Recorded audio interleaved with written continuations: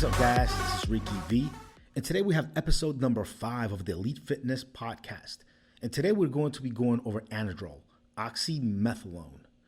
Now, the article that I'm going to be going over today, you can find at elitefitness.com/articles/Anadrol-Oxymetholone.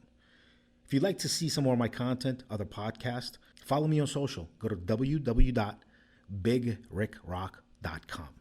Or you can also go to www.rickyvrock.com. That's RICKYVROCK.com. All right, guys, so let's get started with Anadrol. Usually, oxymetholone is marketed as Anapolon, and it is mostly known in the fitness community as Anadrol, yet another trademark name. Hence, the slang name among bodybuilders is A-bomb. And as you will see in this profile, there's a good reason why this steroid has been bestowed this name.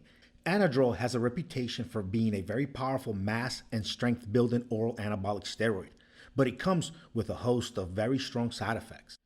History and medical uses.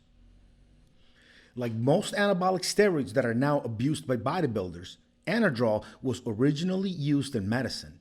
In fact, Sultan Pharmaceuticals developed oxymetholone in 1960 to fight off osteoporosis and anemia. Interestingly, other pharmaceutical companies such as Syntax and Park Davis also developed oxymetholone under the trade names Anadrol 50 and Android. What's more, Anapolon also worked well at combating muscle wasting issues in the malnourished or underdeveloped people. However, the main issue with Anadrol use for these purposes were the harsh side effects. Too androgenic for females, pronounced liver toxicity, and suppression of male reproductive system.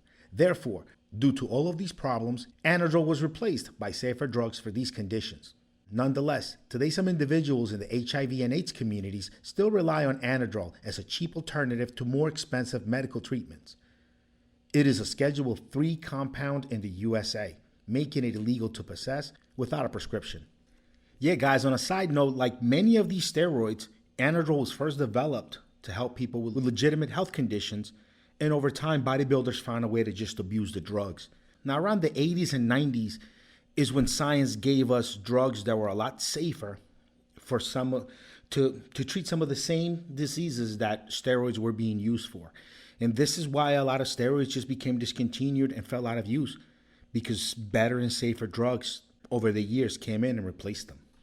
Anabolic and androgenic ratio. Anadrol has an anabolic androgenic ratio of 320 to 45. This means on paper that it is 3 times more anabolic than testosterone and half as androgenic. Nonetheless, you must keep in mind that these ratios can be misleading when transferred into real life results. For instance, in theory, Anadrol does not aromatize into estrogen, but it does cause estrogenic-like issues. And it is something that we will dive to later in this profile. Furthermore, anyone who has used Anadrol will not agree that it is less androgenic than testosterone and other anabolic steroids. Guys, as a side note, and I've said this on my podcast, when you add a methyl group to a hormone, you actually make it stronger at the androgen receptor. This is why a lot of steroids that have both a version that has a methyl group and a version that has an ester chain, the methyl group version is always going to act more androgenic, which is the case of like equipoise and dianabol, or the case of like Superdrol and Masteron. You can learn more about that by checking out my podcast. Please go to bigrickrock.com and you'll be able to find a good way to my podcast. Compound types and esters. Anadrol comes exclusively in an oral form, and each pill was originally dosed at 50 milligrams. Therefore, most underground labs still sell Anadrol in 50 milligram tablets, but I've seen some using 25 milligrams too. Since oxymetholone is an oral, it does not stick around very long in the body, which is not the case with the sterified injectable steroids that can last weeks in your system. How it works. What is amazing about this compound is that it is a dihydrotestosterone derivative with an added 2-hydroxymethylene group, which is there to make it extremely anabolic. In general terms, Anadrol works like all anabolic steroids in that it will promote gains in body mass, increase in strength, and improved protein synthesis, which is especially pronounced when the person is taking enough calories and protein. Moreover, red blood cell count is important for an athlete, and this is why you see endurance athletes who blood dope take good blood out of their system and then inject it back before the event. However, those who suffer from low red blood cell count, and this is where Anadrol proves to be very beneficial since it boosts red blood cells by stimulating erythropoiesis, the production process of red blood cells. Dihydrotestosterone. It may shock many who have used Anadrol to know that it is actually a DHT derivative.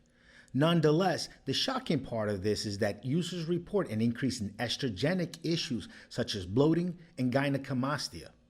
How does this happen? The explanation is quite simple. In spite of the fact that Anadrol is a DHT compound and consequently cannot aromatize into estrogen, it can and will in most cases interfere with the estrogen metabolism, causing estrogen levels to spike. Now guys, on a side note, that's what's written here. My own personal opinion is that Anadrol actually can attach to some of the estrogen, even progesterone receptors, unchanged as is. So that is my personal kind of theory on it, and there are other guys that have a different opinion. So there's this article. Dosages. In total, Anadrol should be dosed between 25 and 50 milligrams per day, even though some aggressive and experienced users will run Anadrol up to 100 milligrams per day. If possible, the dosage should be split AM and PM.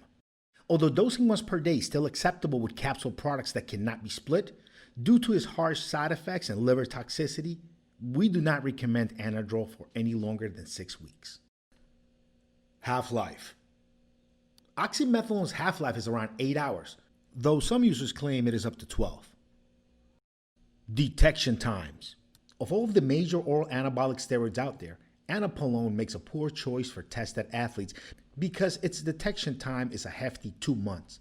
In many situations, athletes have even been between 2 to 3 month range and tested positive. Side effects. Anadrol has a structural change in the 17th carbon position, which helps it avoid being destroyed by the liver. So by definition, it is a C17 alpha alkylated oral. Unfortunately, this means that this oral is toxic to the liver, and proper liver support supplements like N2Guard should be taken together with the steroid. As mentioned above, Anadrol is not capable of aromatizing into estrogen, but it will still interfere with estrogen metabolism. This brings a host of estrogenic side effects such as a rise in blood pressure, water retention, gynecomastia, and insomnia. Thus, it is best not to stack it with any other aromatizing compounds. Regardless of the androgenic issues with Anadrol, it is far more androgenic than what it shows to be on paper. So androgenic side effects like aggression, irritability are possible too. Besides, cholesterol levels will become strained. Good cholesterol will drop, bad cholesterol will rise. Therefore, a support supplement such as N2Guard would be very helpful at limiting these side effects. Finally, just like with all other anabolic steroids, you will become suppressed from using Anapolon, Anadrol obviously, right? The pituitary glands will stop producing hormones to stimulate the Leydig cells, so it is important to run the perfect PCT protocol to recover natural testosterone production quickly after using this oral steroid. Yeah, guys, on a side note, if you want to purchase N2Guard, go to n2guard.com. It's a great product to use along with your steroid cycle. It has TUDCA, milk thistle, along with some other 44 ingredients, and it's all formulated to just work for you right during cycle. User results. Users find that Anadrol gives them very fast strength and size gains along with the side effects too. For example, it is very possible for someone who struggles to gain weight in size or is underweight relatively to their height to gain over 10 to 15 pounds easily after a single 4 to 6 week cycle. Unfortunately, fast gains are rarely easily kept, and those same users will deflate after stopping Anadrol. This is why it is important to build a proper base before using oxymetholone. Yeah, guys, you really want to have about 5 to 8 years of natural training before you try any of these steroids. If you don't create a good natural base, you're going to lose everything you gain on steroids right away. The only way to really make any kind of permanent gains on this stuff is if you've built a natural base for years and then you just enhance a little bit, just push beyond your genetic limitations. It's the only way that I've seen guys keep anything permanent. Everything else you're going to lose. Stacking.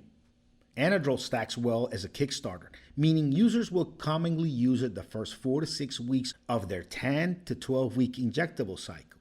However, keep in mind that if you choose to stack Anadrol with other aromatizing compounds, the estrogenic side effects will be harsh. So you must use a quality aromatase inhibitor. A classic Anadrol stack for size and mass would be 50 milligrams per day, along with 500 milligrams per week of testosterone.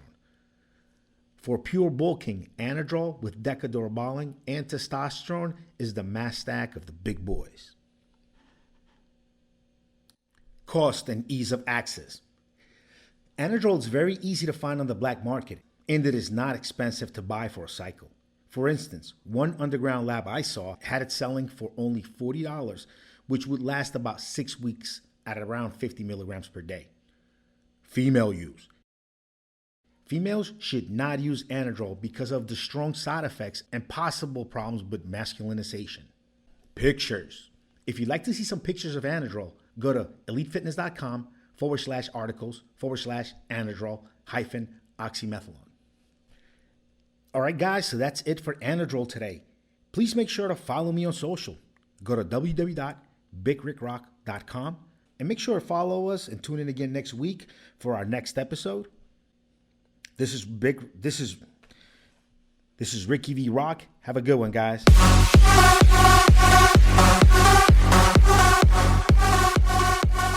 Guys, this is the legal disclaimer. We are not doctors, so none of what I said should be regarded as medical advice.